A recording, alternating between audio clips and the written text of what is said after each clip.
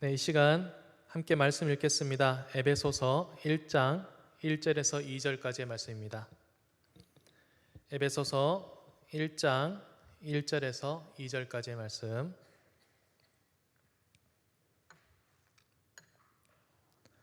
네, 우리 두 절의 말씀이기 때문에 다 같이 한 목소리로 한번 읽도록 하겠습니다.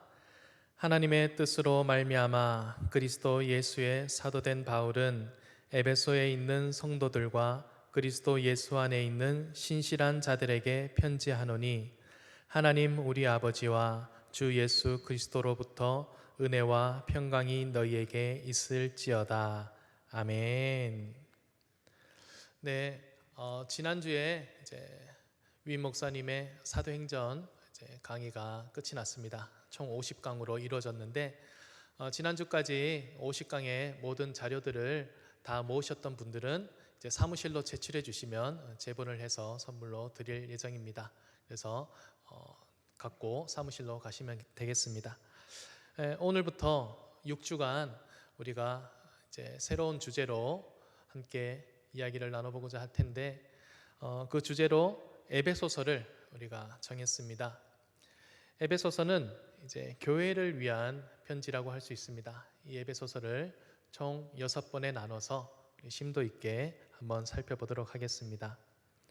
오늘 말씀의 제목은 그리스도의 몸된 교회를 위한 편지입니다. 오늘 소개해드릴 부분은 에베소서 1장 1절에서 2절, 머릿말 부분을 함께 나눠볼 것인데요. 이 머릿말과 더불어 에베소서의 전체적인 궤관을 제가 좀 다뤄주고 주제를 함께 살펴보도록 하겠습니다. 우리 나눠드린 유인물 다 갖고 계시죠? 그 유인물을 보면서 함께 나누도록 하겠습니다. 먼저 에베소서에 대해서 우리가 좀 살펴보겠습니다. 책의 이름은 헬라어로는 프로스 에페시우스, 뜻은 에베소인들에게라는 뜻입니다. 영어로는 에페시안스, 에베소인들이라는 뜻입니다. 헬라어나 영어로 된 제목을 보면 수신자, 누가 편지를 받는가, 그 사람의 이름을 따서 책의 제목을 쓴 것을 볼 수 있죠. 그런데 한국 이름은 에베소서입니다. 에베소 교회에 주는 편지, 수신 지역, 그 수신 지역을 우리는 따서 이름을 지었습니다. 에베소서의 저자는 바울입니다. 아까 1장 1절에 읽은 것처럼 바울이 이 책의 저자이고, 최근에 들어서는 이 바울이 정말 썼는가에 대해서 여러 학자들의 또 이야기가 나오고 있긴 하지만 바울이 쓴 걸로 아직 대부분의 학자들이 보고 있습니다. 기록 연대는 AD 61년에서 63년경, 그러니까 이 시기가 언제냐면 우리 사도행전 말씀을 잘 들었잖아요. 마지막 부분에 바울이 로마에 1차 가택연금 되었던 시기가 있습니다. 그 시기가 바로 61년에서 63년 이 시기거든요. 그래서 이 로마에서 가택연금 중에 있는 상태에서 에베소서 편지를 썼습니다. 이때 쓰여진 편지들을 옥중서신이라 부르는데, 에베소서, 빌립보서, 골로새서, 빌레몬서 등등의 편지들을 썼습니다. 그리고 수신자는 에베소 교인들입니다. 에베소 교회에 있는 교인들이 1차 수신자이고, 그 외에 소아시아에 있는 모든 성도들, 그 주변에 있는 여러 나라, 도시 있는 성도들에게 회람용으로 전해진 서신이다. 회람용은 우리가 보고 우리만 간직하는 것이 아니라 또 서로 교회가 서로 맛 바꾸어서 볼 수 있는 그런 다시 돌려가면서 보는 편지로 주어진 편지였다라는 것입니다. 그러다 보니 이 에베소서를 보면 사실 바울이 에베소에서 꽤 오랫동안 머무르고 거기서 사람들과 신앙 양육이라든가 교회를 세우는 과정에 크게 관여를 했었습니다. 그리고 에베소 교인들과 마지막 밀레도에서 헤어질 때 눈물로 울고 막 그랬던 장면도 있는데, 그만큼 가까운 사람들이 있는 곳임에도 불구하고 회람용 서신이기 때문에 개인적으로 누구 이름을 언급하거나 하는 장면은 좀 등장하지 않습니다. 에베소서의 주제입니다. 에베소서 전체의 주제는 그리스도 안에서 창조된 새로운 공동체인 교회로서 우리는 어떻게 살아야 하는가? 이제 오늘날 우리 한국 교회, 우리 교회에 대한 관심이 참 많죠. 우리 교회의 정체성과 교회가 해야 될 일은 무엇인가? 교회로서 우리는 어떻게 살아가야 하는가? 한국에서 빛을 발할 수 있을까? 많은 생각들을 하게 됩니다. 에베소서를 정한 이유도 바로 그런 부분이 좀 작용을 했습니다. 그리스도 안에서 창조된 새로운 공동체인 교회로서 우리들은 어떻게 사는 것이 올바른 삶인가? 그것을 이제 보게 됩니다. 그래서 그 주제 안에서 이 교회에 대해서 한 5가지 정도의 단락으로 주제를 세부적으로 볼 수 있는데요. 먼저 교회의 탄생은 어떻게 이루어졌는가? 그리고 교회는 무엇인가? 교회는 왜 존재하는가? 교회는 어떻게 유지되는가? 교회는 무엇을 해야 하는가? 5가지 주제로 보도록 하겠습니다. 먼저 교회의 탄생은 어떻게 이루어졌는가? 교회는 이제 하나님이 먼저 인간을 구속하시겠다라고 하는 큰 구속의 예정을 하셨습니다. 그리고 그 예정 속에서 예수님이 속죄 사역, 십자가, 죽음과 또 부활이라는 이 속죄 사역을 통해서 그 예정을 성취를 하셨습니다. 성취를 하신 다음에 이제 마가의 다락방에서 보내주신 성령이 인치심을 이제 받은 거죠. 성령의 인치심을 받으면서 이 성령이 하나의 보증, 증거가 되어서 하나님의 이 교회 사역이 완전히 이루어졌다라는 이 하나님의 구속 예정과 예수님의 성취 사역 그리고 성령의 보증으로 삼위일체 하나님이 동시적으로 움직인 그 결과물로서 탄생한 것이 바로 교회이다. 즉 삼위일체 하나님의 긴밀한 협의와 개입 안에서 이 교회는 탄생하게 되었습니다. 그럼 교회는 무엇인가? 교회는 바로 예수님 안에서 구속되고 새로워진 모든 창조물들의 공동체이다. 그런 하나님과 예수님과 성령의 함께 이루어진 공동사역을 통해서 탄생하게 된 이 교회는 그 함께하는 사역의 가장 핵심인 예수 그리스도의 그 사역, 우리의 속죄 사역에 그 안에서 모든 것이 새로워지고 변화된 창조물들, 피조물들의 공동체가 바로 교회이다. 왜 예수님이 중심이 될 수밖에 없는가? 이제 세상을 하나님이 한번 창조하셨다가 그들의 모습이 너무나 완악하고 부족하여 하나님이 다시 이제 2번째 시도를 하십니다. 그게 바로 노아의 가족들이죠. 노아의 가족들로 다시 시작된 인류는 또 죄 속에서 이렇게 벗어나지를 못합니다. 한번 죄의 유혹에 빠진 사람들이 이 죄성을 벗어나지를 못하는 것이죠.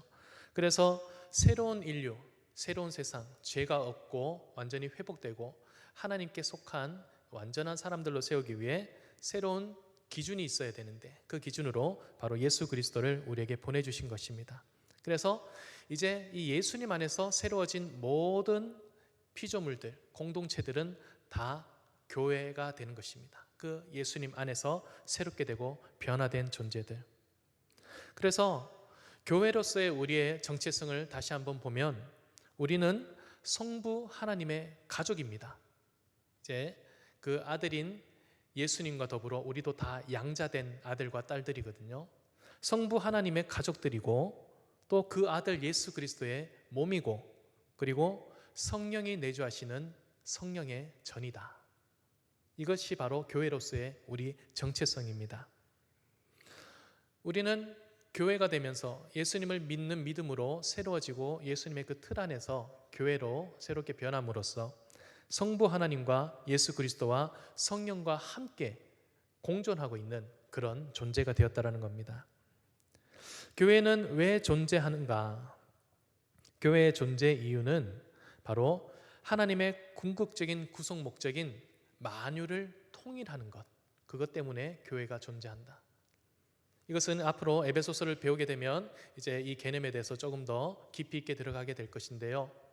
하나님이 구속의 예정을 하고 예수님 통해서 성취를 하고 성령을 통해 보증으로 인쳐주신 이 모든 과정들이 무엇을 위해서 그랬는가? 그것의 최종 목적은 바로 예수 그리스도라는 이 한 분 안에서 새롭게 만물을 하나로 통일시키는 것. 그것이 바로 하나님의 궁극적인 목적이었던 것입니다. 이 하나의 통일을 이뤄가기 위해서 먼저 세워주신 것이 바로 교회이고요. 그렇기 때문에 교회는 왜 존재하는가? 하나님과 더불어 하나님의 능력을 힘입고 새로워진 우리가 하나님의 그 세상을 새롭게 하고 통일시키려고 하는 그 사역을 함께 이뤄가기 위해서 이 땅에 교회가 존재하게 되는 것입니다. 그래서 우리는 예수님의 몸이 되어 머리이신 예수 그리스도의 뜻을 따라서 그와 함께 세상을 예수님 안으로 막 끌어들여오는 것이 우리의 사명이라고 할 수 있어요. 모든 세상의 피조물들이 다 예수 그리스도 안에 들어와서 통일되어야 합니다. 우리 사람들도 그 안에서 하나로 통일되어야 하고, 또 세상의 많은 피조물들, 자연, 모든 것들이 다 이 안에 들어와서 예수 그리스도 안에서 하나로 통일되어야 합니다. 그야말로 새로운 세상을 만들어가는 것, 새로운 하나님의 나라를 만들어가는 것, 그것이 바로 우리 교회의 존재 이유입니다. 교회는 어떻게 유지되고 있는가? 예수님은 십자가 사역을 통해서 수평적으로는 주변에 많은 사람들, 우리가 성경에서 보면 그 사람을 크게 두 가지 부류로 볼 수 있습니다. 하나님께 선택받은 유대인들과 그리고 그 외 모든 이방인들, 이 사람들 간의 화평, 서로가 하나 되는 사람들 간의 화평을 이루어주시고, 그리고 하나 된 이 사람, 유대인과 이방인들, 서로 화평을 이룬 이 사람들이 하나님과도 서로 화평할 수 있도록 묶어주신 것, 그 화목하게 하는 사역을 예수님께서 하셨습니다. 교회는 어떻게 유지가 되는가? 바로 이 화평 속에서 유지가 됩니다. 사람들 간에 차별이 없고 막힌 담이 없으며, 그리고 서로를 정죄하거나 또 서로를 욕하지 않는 그런 사랑의 관계에서 성도들이 같이 존재하고, 또 그 모두가 죄인이지만 예수 그리스도라는 그 은혜의 통로를 통해서 하나님으로부터 의인으로 칭함을 받고 하나님으로부터 거룩한 사람들이 되어 공동체로 존재할 수 있게 되는 것, 그것이 바로 교회의 유지 방식입니다. 그러다 보니 우리가 교회에 오면 항상 예배를 드리고 성도들과 친교를 합니다. 그 이유는 우리가 성도들과의 친교, 모든 막힌 담을 허물고 우리 수평적으로 하나가 돼야 되고, 이 통일성과 하나됨을 유지할 수 있어야 된다는 것입니다. 우리 안에 있는 이해와 용납과 관용과 사랑들, 이것이 하나님과의 관계에서도 온전히 각 개인과 또 우리 공동체 전체가 이제 죄의 어둠과 또 죄의 무게와 정죄가 없이 하나님과 화평할 수 있는 관계로 그렇게 예배를 드리면서 나아가는 것, 이것이 바로 교회가 유지될 수 있는 힘인 것입니다. 다섯 번째입니다. 교회는 무엇을 해야 하는가? 이렇게 탄생되고 존재의 목적을 갖고 있는 이 교회는 그럼 앞으로 무엇을 하기 위해 또 주어진 사명이 있는가? 교회가 해야 될 일의 첫 번째는 바로 연합과 일치를 추구하는 것입니다. 이 연합은 1차적으로는 성도 간의 연합입니다. 성도가 먼저 하나가 돼야 됩니다. 바울이 에베소서에서 굉장히 많이 이제 주장하고 있는 내용, 1장부터 3장까지 집중해서 주장하고 있는 내용이 바로 유대인과 이방인들의 일치입니다. 그 둘이 서로 원래는 다른 존재들이었지만 이제는 하나가 되었다. 서로 용납할 수 없는 존재이고 함께 묶일 수 없는 그런 근본을 가진 존재들이지만 우리는 이제 하나다. 예수 그리스도 안에서. 교회는 무엇을 해야 하는가? 바로 이런 연합과 일치를 추구해야 된다는 겁니다. 우리 성도들 간에 직업과 나이와 또 학력, 우리의 가정 형편 이런 것들을 떠나서 다 하나가 돼야 되고, 또 나라와 지역을 떠나서도 하나가 돼야 됩니다. 그것이 우리 교회, 한국 교회뿐만이 아니라 온 세계에 있는 교회의 하나됨의 시작입니다. 그 연합과 일치를 위해서 살아가야 하고, 또 이 연합과 일치 안에는 반드시 있어야 되는 것이 바로 다양성이라는 것입니다. 우리가 예수 그리스도의 몸이기 때문에 몸으로서 우리 교회는 각자의 맡겨진 역할들이 따로 있습니다. 연합과 일치를 이룬다는 것이 통일된 어떤 가치관을 갖게 한다, 통일된 생활 방식을 갖게 한다는 것과는 전혀 다른 얘기입니다. 다양성을 유지하면서도 서로가 용납할 수 있는 일치의 관계, 이게 바로 교회가 해야 되는 일인 것입니다. 참 어렵고 힘든 일입니다. 교회 안에서 어떻게 그리 분파가 많고 서로 미워하고 또 서로 하나 되지 못하는 모습이 너무나 많지요. 교회의 가장 1차적인 우리 사명도 우리는 완주하기 쉽지가 않습니다. 그러기에 더 기도하면서 우리가 나가야 될 것입니다. 두 번째 사명은 세상에 빛을 비추어야 하고 또 영혼과 또 육신의 성결함을 지켜야 합니다. 이것이 교회가 할 일입니다. 그리고 세 번째는 개개인의 삶이 새로워져야 됩니다. 이 개개인의 삶 가운데 에베소서에는 특별히 가족 간의 삶이 예시로 제안이 되고 있습니다.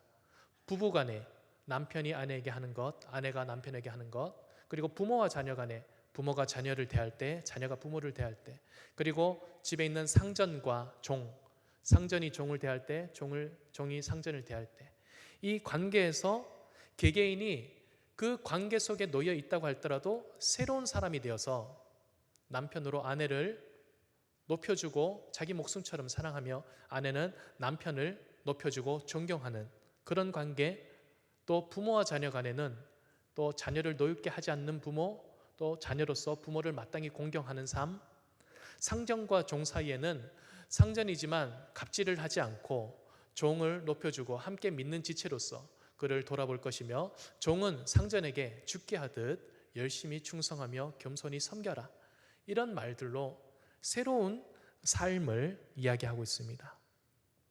네 번째는 이제 영적인 싸움을 해야 한다. 교회로서 우리가 해야 될 것은 영적인 싸움.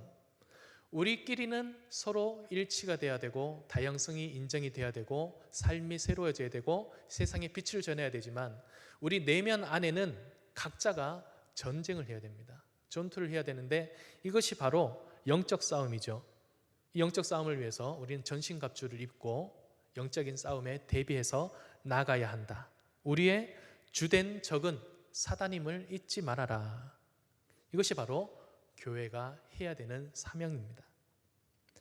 세 번째입니다. 에베소서 전체적인 개관인데요. 이제 내용 구조를 보겠습니다. 총 6개로 나눠져 있는데 이 6개를 앞으로 이제 해나갈 전체적인 주제입니다. 에베소서는 크게 두 부분으로 볼 수 있습니다. 1장부터 3장까지 그리고 4장부터 6장까지 크게 두 부분으로 볼 수 있는데 1장부터 3장까지는 교리에 대한 내용입니다. 이 교회, 하나님의 교회가 어떻게 세워졌으며 그 교회는 무엇이며 또 그 교회 안에서 무엇이 일어나고 있으며 교회의 사명은 무엇이고 이런 교리에 관한 부분이고, 뒷부분은 이제 이 교회에 속한 사람들이 어떻게 살아야 하는지 실제적인 실천의 삶에 대해서 나오게 됩니다. 그리고 좀 더 세부적으로 분류를 하면 이렇게 6가지로 나눠지게 되는데요. 지금 하고 있는 1장 1절부터 2절까지가 이제 머릿말입니다. 에베소 교인들에게 인사를 전하는 말이고요. 그 다음에 1장 3절부터 23절까지는 그리스도를 중심으로 한 구속 예정의 성취. 아까 이제 하나님의 구속 예정이 있다고 했습니다. 그리고 예수 그리스도의 성취가 있다고 했는데 그 내용을 좀 더 깊이 들어가고요. 2장 1절부터 3장 21절까지는 그리스도로 구속된 유대인과 이방인의 공동체인 교회, 이 두 존재가 어떻게 일치를 이루고 하나를 이루어야 되는가에 관한 내용이 담겨 있습니다. 네 번째는 4장 1절에서 16절까지인데요. 그리스도의 몸인 교회의 연합과 성장, 그 하나됨에 대해서 이야기하고, 4장 17절에서 6장 20절까지는 그리스도의 몸인 교회 구성원 각자의 새로운 생활, 이제 실제 우리 삶에서 무엇을 어떻게 해야 하는지, 그리고 마지막으로 6장 21절에서 24절까지는 맺은 말 인사로 마쳐지게 됩니다. 먼저 이 중에서 오늘 우리가 1장 1절에서 2절까지 머릿말 부분을 좀 살펴보도록 하겠습니다. 거기 보면 두 개의 말씀 구절을 제가 적어놨죠. 1절을 다시 한번 읽어보도록 하겠습니다. 하나님의 뜻으로 말미암아 그리스도 예수의 사도된 바울은 에베소에 있는 성도들과 그리스도 예수 안에 있는 신실한 자들에게 편지하노니. 대부분의 바울의 서신들에 쓰여져 있는 인사의 양식이라고 볼 수 있습니다. 그런데 이 구절에 보면 특별히 그리스도 예수의 사도된 바울은, 그리고 하나님의 뜻으로 말미암아 사도된 바울은, 이렇게 되어 있습니다. 바울이 만약에 자신의 뜻으로, 자신의 생각으로 하나님을 믿게 된 그 뜨거운 열정으로 자기가 나서서 복음을 전하고 말씀을 전했다면 바울에게는 지금 우리가 성경으로 보는 이 정도의 권위는 없을 것입니다. 하지만 바울은 자신의 뜻으로 사역하는 것이 아닙니다. 하나님의 뜻으로 말미암아 그리스도 예수의 사도된 바울이다, 이렇게 자신을 소개하고 있습니다. 하나님의 뜻으로 나는 복음을 전해야 되고, 나는 오로지 예수 그리스도의 복음만 전해야 되는 사도이다 라고 스스로를 소개하고 있죠. 그의 본분이 바로 이렇게 하나님 뜻으로 사역하는 사람의 본분이었기 때문에 바울의 모든 말들은 예수님의 말과 같은 그런 권위가 있습니다. 하나님의 뜻 가운데 예수님의 것을 전하기 위해 보내진 사람이기 때문에 바울의 말은 곧 예수님의 말, 곧 하나님의 말, 그 정도의 권위가 있었다라는 것입니다. 그 권위로 에베소에 있는 성도들과 그리스도 예수 안에 있는 신실한 자들에게 편지하노니, 에베소에 있는 성도들 그리고 그리스도 예수 안에 있는 모든 신실한 자들, 이제 신실한 사람들이라는 표현이 있습니다. 이제 하나님을 믿는 사람들로서 우리가 신실함을 가져야 할 것입니다. 이 편지를 받는 대상들이 세상에 믿지 않는 일반인이 아니고, 그리고 이방인들이 아닙니다. 하나님을 잘 믿고 있는 성도, 그리고 꼭 에베소 교회가 아니더라도 그리스도 예수 안에 있는 모든 신실한 사람들, 우리들도 포함되는 것이죠. 우리까지 포함되는 모든 하나님을 잘 믿는 사람들에게 쓰는 편지이다. 우리가 하나님을 믿지 않았다면, 하나님을 알지 못했다면 정말 너무나 아름다운 보석 같은 이 귀한 진리를 우리는 보지 못했을 것입니다. 이 진리의 편지가 오늘 우리에게 이르지 못했을 것입니다. 성경이 비록 우리나라 말로 번역이 되어 있고 우리 주변에 많이 있지만 하나님을 믿지 않는 사람들에게는 그 성경은 그냥 하나의 책일 뿐입니다. 그러나 하나님을 믿는 우리에게는 생명과도 같은 하나님의 말씀이요 메시지인 것입니다. 그래서 바울은 이 편지는 하나님을 믿는 그 성도들, 주님 믿음 안에 있는 신실한 자들에게 쓰여지는 글이다 라고 하고 있습니다. 1장 2절 함께 읽어보겠습니다. 하나님 우리 아버지와 주 예수 그리스도로부터 은혜와 평강이 너희에게 있을지어다. 아멘.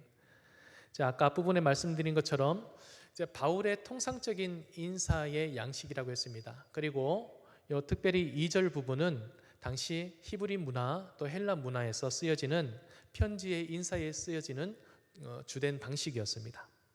그런데 바울은 그런 일반적인 편지의 양식을 그냥 따른 것이 아니라 그 안에는 단어 하나하나에 깊은 의미가 있습니다.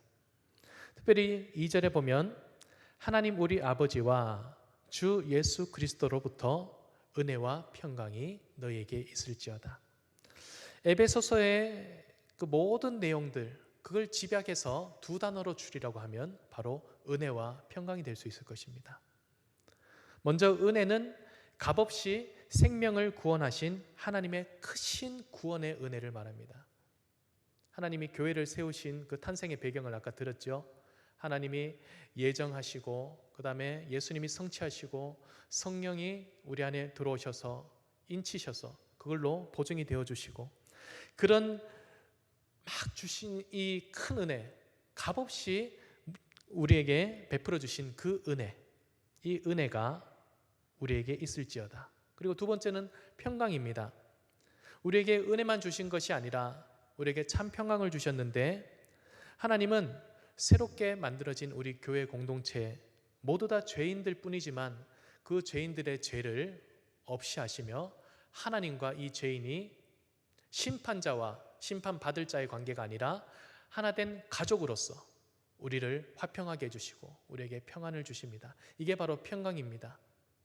우리에게 무조건적인 구속의 은혜를 주셨고 우리의 죄를 가리셔서 하나님의 가족이 되게 하신 그런 평강의 은혜, 그리고 나아가 우리끼리도 서로 화목할 수 있게 하신 은혜, 그 하나님의 은혜와 평강이 너희에게 있을지어다, 이렇게 인사를 하고 있는 것입니다.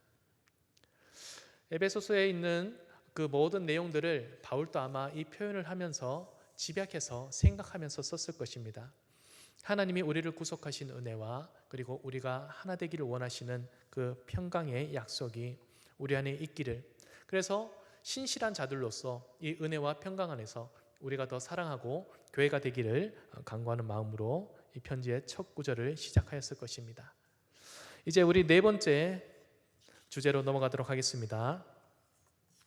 에베소서의 주요 메시지입니다. 이제 소론 부분은 우리가 머릿말은 이렇게 짧게 보도록 하고, 이제 에베소서 전체에 있는 메시지, 아까 주제는 교회에 관한 것이라고 해서 교회의 5가지에 대해서 살펴보았는데, 그 외에 에베소서 전체에 들어가는 주요 메시지, 앞으로 이제 우리 6주간 배우면서 듣게 될 내용들입니다. 그것들의 좀 중요 포인트를 몇 가지 정리를 해서 나눠보고자 합니다. 이후로 이제 에베소서를 매주마다 배우실 때마다 이 부분들도 잘 기억하셨다가 들으시면 조금 더 유익하게 될 줄로 믿습니다.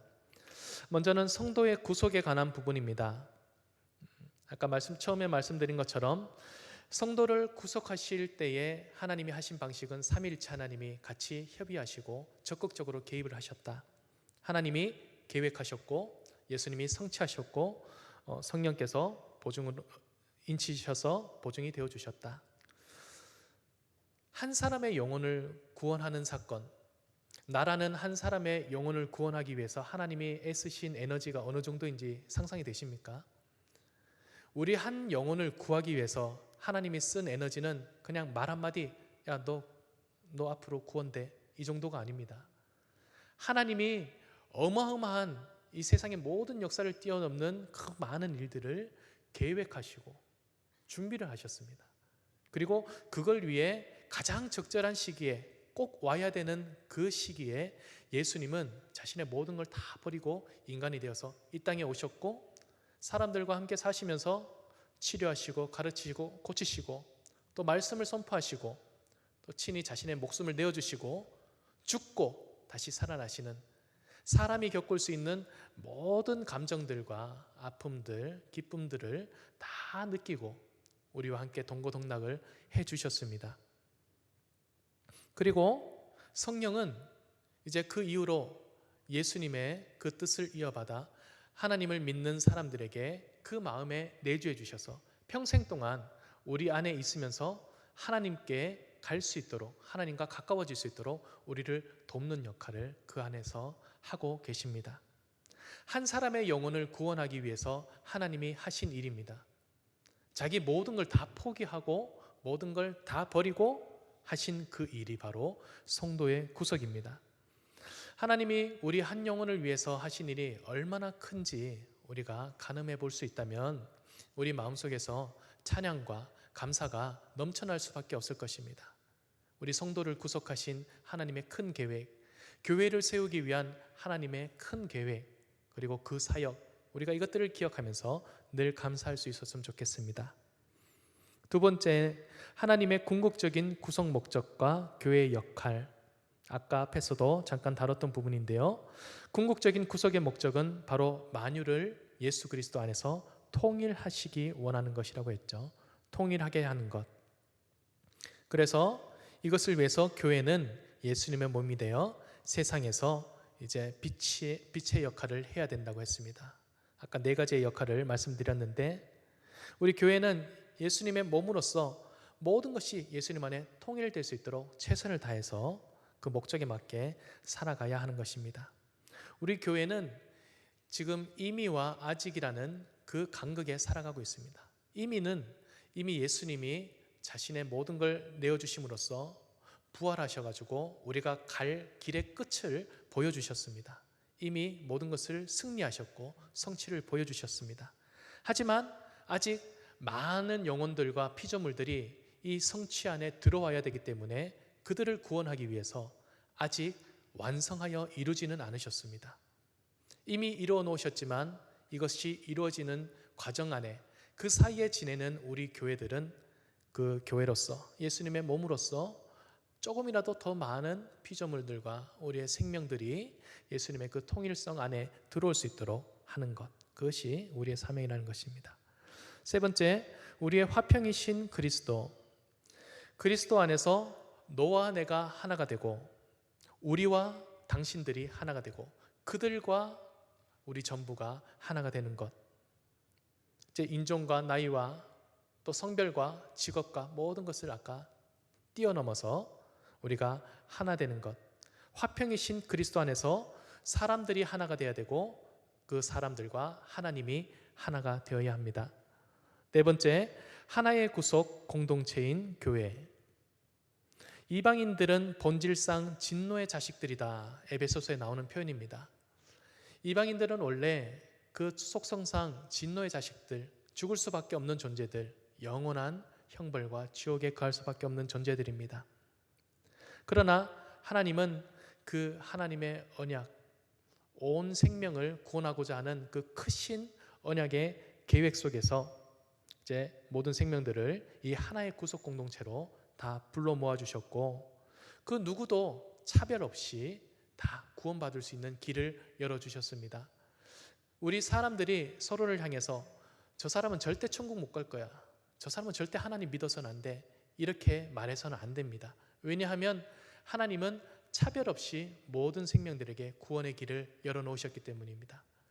이전에는 유대인과 이방인들의 구별이 있었지만 예수님 이후에는 그 구별이 모든 것이 다 무너졌습니다. 하나의 구속 공동체, 모두가 다 구원받을 수 있는 길이 열렸다. 누구도 자격이 있고 누구도 이 구원 안에 들어올 수 있습니다. 그러니까 이 안에 있는 우리는 우리가 받은 은혜를 감사히 여기면서 사람들에게 미움과 또 하나님이 원치 않는 그런 잘못된 판별로 그들을 정죄하고 멀리하지 말고 하나의 구속된 공동체로서 서로를 용납하고 받아야 할 것입니다. 다섯 번째, 교회의 연합과 성장입니다. 교회 안에서 우리가 연합하고 서로 용납하면서 연합하는 것이 바로 성도가 성장하는 길입니다. 그것이 영적 성장이라고 할 수 있습니다. 여섯 번째입니다. 하나님을 본받는 성도의 삶.